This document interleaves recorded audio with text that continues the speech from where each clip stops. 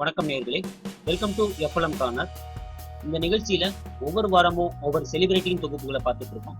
அந்த வரிசையில இன்னைக்கும் ஒரு செலிபிரிட்டியின் தொகுப்புகளுடன் உங்களை சந்திக்க வந்திருக்கேன். வாங்க நிகழ்ச்சிக்கு போலாம்.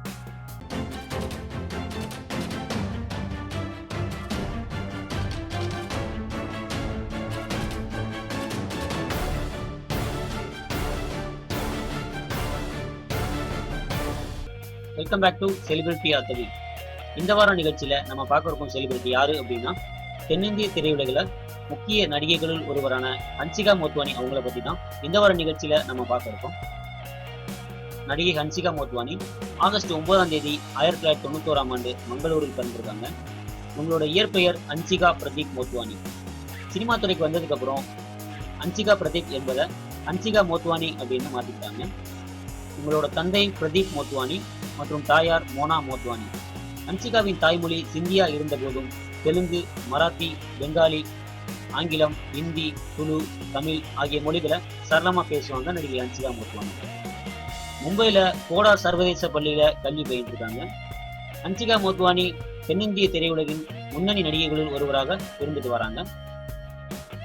முதன்மையாக தமிழ், தெலுங்கு திரைப்படங்களில் நடிக்கும்போது சில இந்தி, கன்னட திரைப்படங்களிலும் நடிச்சிருக்காங்க. சகலக பூம் பூம் என்று அழைக்கப்பட்ட தொடரின் மூலம் ஹன்சிகா மோத்வானி அவங்களோட தொலைக்காட்சி பயணத்தை தொடங்கினாங்க. அதே நேரத்தில் தேஸ்மி நிக்லா ஆகா சானத் என்ற இந்திய தொடரிலும் குழந்தை நட்சத்திரமா ஹன்சிகா நடிக்க ஆரம்பிச்சாங்க. இதற்காக ஸ்டார் பரிவார் விருதுகளில் விருப்பமான குழந்தை விருதை இவங்க பெற்றிருக்காங்க.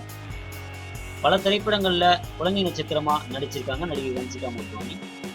நடிகை ஹன்சிகா மோத்வானி பூரி ஜெகநாத்தின் தெலுங்கு திரைப்படம் தேச முருகுல அல்லு அர்ஜுனுக்கு ஜோடியா கதாநாயகியா முதலில் அறிமுகமானாங்க.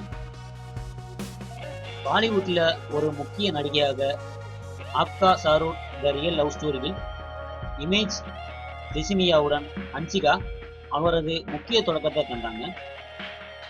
29ஆம் தேதி ஜூன் 2007 அன்று இந்த திரைப்படம் வெளியாச்சு.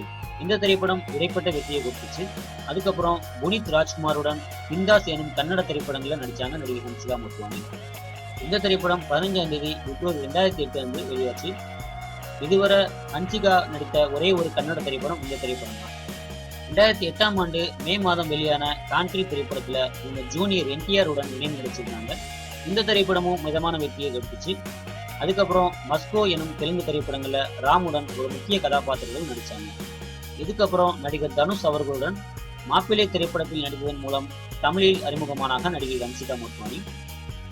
இந்த படத்துக்கு அப்புறம் எங்கேயும் காதல், வேலாயுதம், ஒரு கல் ஒரு கண்ணாடி போன்ற தமிழ் திரைப்படங்களில் நடிக்க தொடங்கினாங்க.